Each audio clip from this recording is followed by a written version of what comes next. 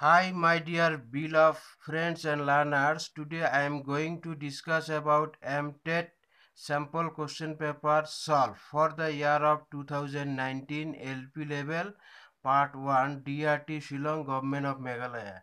Right now I am going to discuss about this question paper. This is mathematics compulsory, marks 30. So MTET question paper solved LP level part 1. So right now I am going to discuss in details question number 61 till whatever the question has given.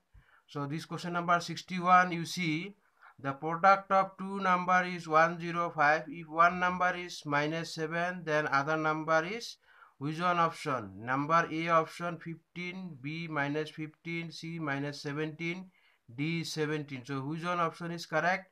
-15. So how you know -15? So I'll show on the paper. So how you will get this one -15? Let me show here. The product of two number is how much given? 105. Question number 61. The product of two numbers. Let me give you the simple example. Say the product of two number is 6. The product of two number is 6. If one number is 2, so what will be the other number? You know the other number will be 3. So how you know 3?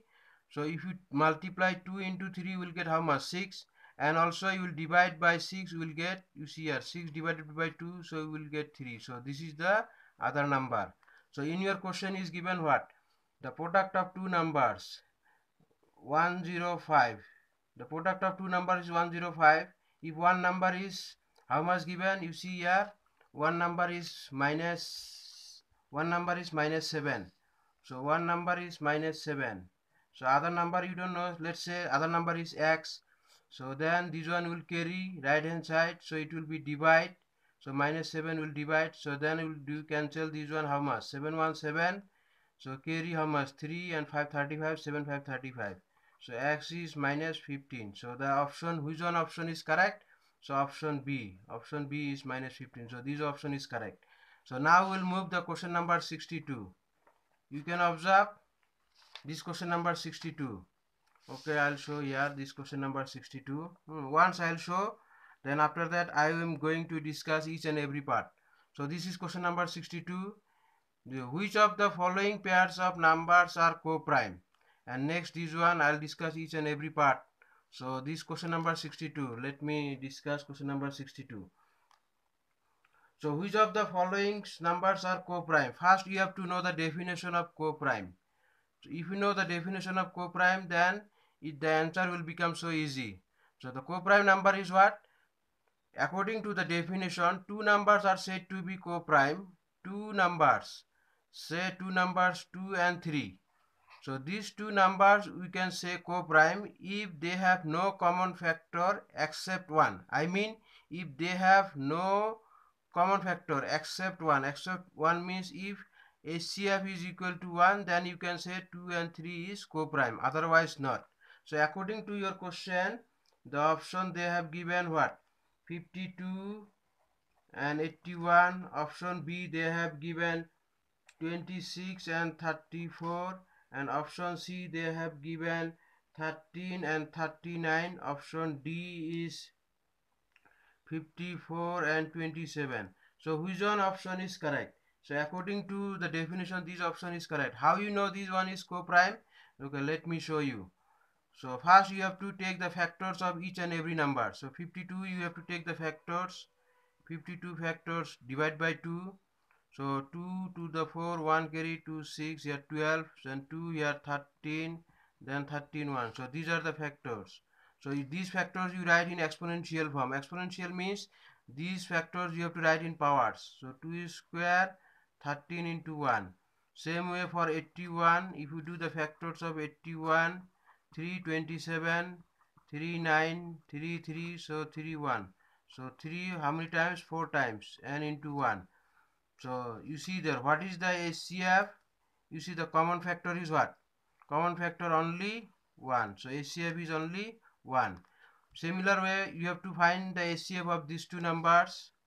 If you find these two numbers, 26. If you factor the 26, how much? 2 into 13 into 1. Same way for 34 factors are 2 into 17 into 1. So what is the HCF? You see here HCF is 2 and 1. So highest common factor. So 2 into 1 is 2. So if you do for this number 13 and 39. Okay, we'll do on the next page for this number 13 and 39. 13 and 39.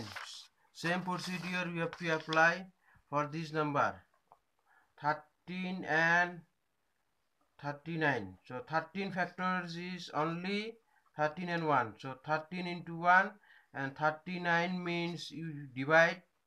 So 3 1 13 here 13 and 1. So what are the factors? 3 into 13 into 1. So HCF how much? You see here HCF common highest common factor how much? 13. 13 into 1 so 13. Similar way you have to find for 54 and 27. So 54, what are the factors of 54? If you find 227, then 3 9 3 3 and 3 1. So you have to write the factors in powers form. So these are the powers form. Similar way for 27. So 27 you can write from here. So 3 power 3 into 1, here 1. So what is the HCF? So common factor you see here. What is the common factor? You see here, common is 3. So 3 and 1. So power how much here? 3. So into 1. So how much? 27. So here HCF 27. So according to co-prime number, the HCF should be 1. So which one option is correct? So option A is correct because HCF is equal to 1. So the option is A. Just now I did of HCF of 54 and 81 is how much? You got 1. So that's why the option A is correct. So now we'll move question number 63. So if you observe question number 63, the LCM of 36, 24 and 48. 36 and then 24 and 48. So you have to find the LCM. Which one option is correct? So according to the question, so the LCM of 36, 24 and 48, the LCM is 144. So how you know the 144? So let me find. So first you find the factors of 36. So if you do the factors 218, 29, 33, yeah, 31. So how much here? 2 square and 3 square and 1. So 24, if you take the factors 2 power 3 into 3. And 48, if you take the factors, you see here 48 factors how much? 2, 24 and then 2, 12 and then 2, 6 and then 2, 3 and 3, 1. So 2 how many times? 2, 4 times and 3 only 1 times. This is 3 and into 1 into 1. So LCM. So I'll show you the trick how to find because in your question LCM you have to find. So very simple way we can find. So first you take the common multiple. So first you take the common multiple. What is the common?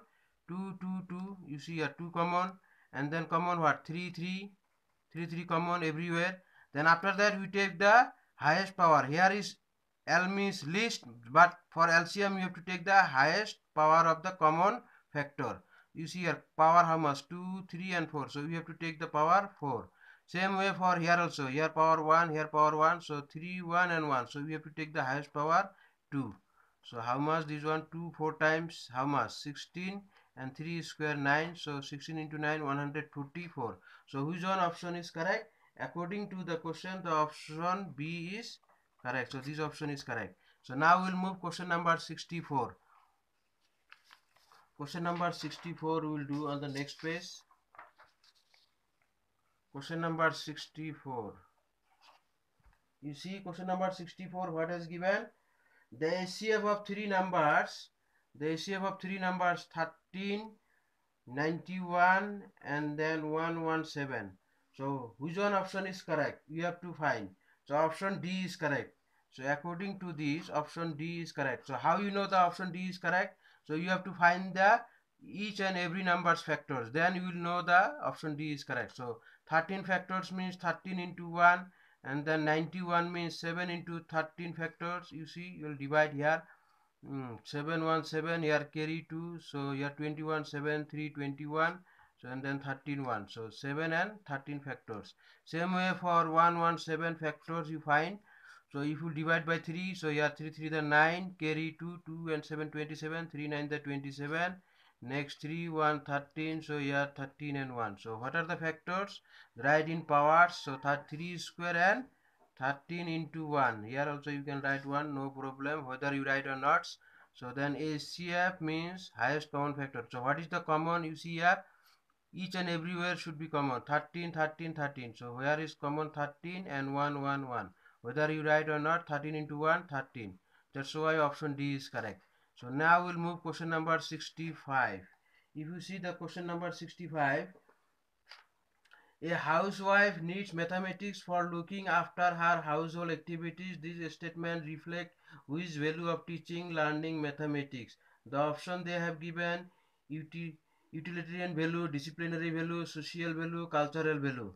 So, if you study the B.Ed course in the value of teaching mathematics, you will know the value of mathematics are utilitarian value, or we call practical value, and also we get social value, then also we get moral value, or we call aesthetic value, then we get artistic value, disciplinary value, intellectual value, cultural value, international value. If you study details about this, then the utilitarian value means a housewife, how insignificant she may be, also needs mathematics for looking after her house, preparing family budget and estimates, writing various expenses, and noting down so many household transactions.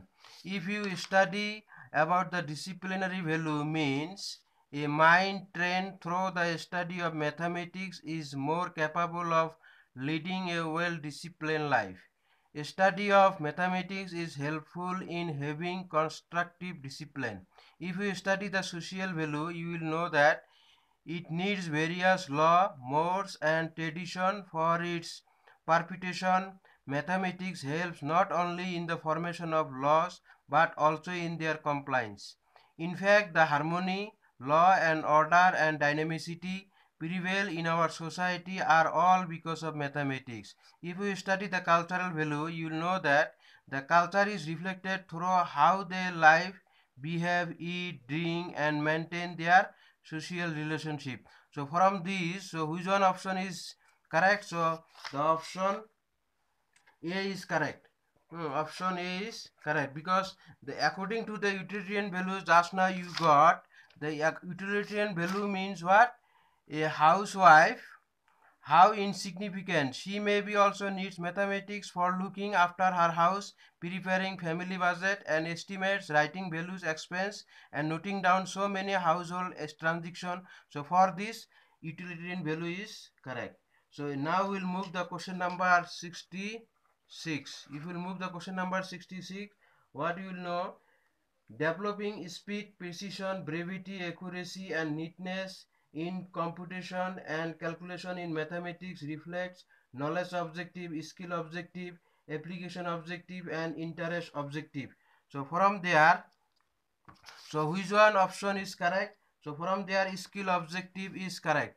How the skill objective is correct? If you study the details, the objective of teaching mathematics in the entire school stage. If you know the function of knowledge and understanding objectives, then you will know that according to the knowledge and understanding objectives, it needs the language of mathematics in terms of symbols, formulae, figure, diagram, technical terms, and definition. Then not only that one, they need also what? Mathematical concept, number concept, concept of units, concept of measurement, concept of direction. Then also they need, according to the knowledge and understanding objectives, mathematical ideas, fact, principle, processes, and relationship also they need. And also the develops of subject and contribution of mathematics, the interrelationship among different topics, branches of mathematics, and the basics nature of the subject mathematics. So these are the parts of the knowledge and understanding objectives. If you are going to discuss about the skill objectives, The learners develops essential skills in the use of understanding mathematical language. He developed speed, precision, brevity, accuracy, and neatness in the computation and calculation work. So, which one option is correct? So, the option is skill objective. So, according to the your question number 66, the option B is correct. The option B is correct. This is skill objective. Skill objective is correct. Because just now I come to know from the skill objectives, the learners develops speed, precision, brevity, and accuracy and neatness in the computation and calculation work. Not only for this one, they also need what? Develops the technique of problem solving, develops the ability of estimates and check result, develop the ability of perform calculation orally or mentally, and develop the ability of think correctly and draw inference to their generalize. So these are the part of skill objective. If you are going to study about the application objective, then you will know that the learner solve the problems of mathematics independently. So if you are going to study the either appreciation or interest objective, then the learners appreciate the role of mathematics in everyday life. So from all these parts, so skill objective is correct. So now we'll move the question number 67. So question number 67, children in a class may be asked to construct few triangles of any size or shape. Then they are asked to measure and sum up the angles. In each case, they may find that the sum of the angles sum of the angles of a triangle is 180 degree. This method is known as what option? They have given 4 options: analytic, synthetic method, laboratory method, playway method, inductive method. So far I know, so the inductive method is correct. Inductive method. So option D is correct. How you know the inductive method is correct? If you are going to study the analytic and synthetic method, so what is the function of analytic or synthetic method? Analytic means to take apart or to separate the things that are together. In other words, analysis is a process of breaking a thing into its smaller parts. If you are going to study the synthetic function, the synthetic method takes into consideration the process of synthesis. In synthesis, the smaller constituent or parts of a things are combined or put together so as to give something new. Synthetic methods leads us from known to unknown, as the known bits of information are synthesized for teaching the unknown.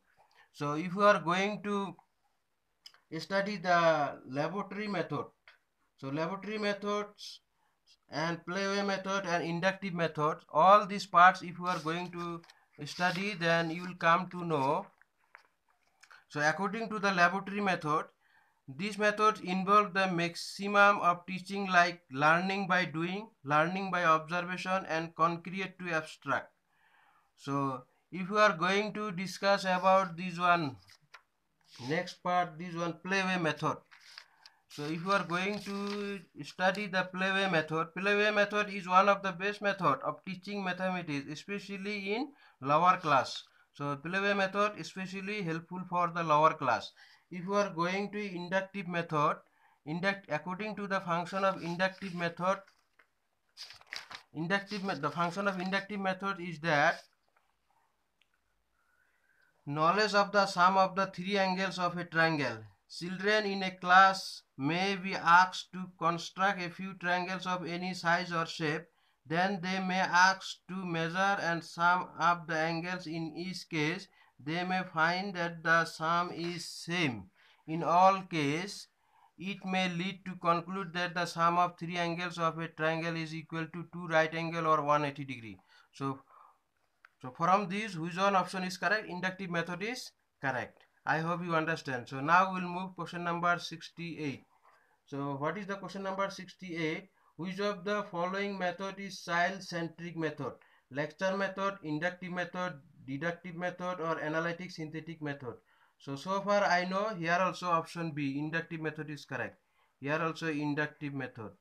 Just now I discussed each and every function of this one. but lecture method is applicable for higher class. But this lecture method, so which one option is correct? So from those we come to know the inductive method is a child centric. So this inductive method is a child centric method. So now we'll move question number 69. So according to the National Curriculum Framework 2005, higher aim of teaching mathematics means which one option? Developing good numerical skills and ability for students to enable to produce employable adult or to be able to contribute to economic development of the one's country. Option D, developing inner resource of the growing child. So option D is correct. So this one most of them don't know. From the NCF curriculum, from most of the learners and most of the my dear friends, they note that the option D is correct. So now we'll move the question number 70. Question number 70. So this is the mathematical part of question number 70.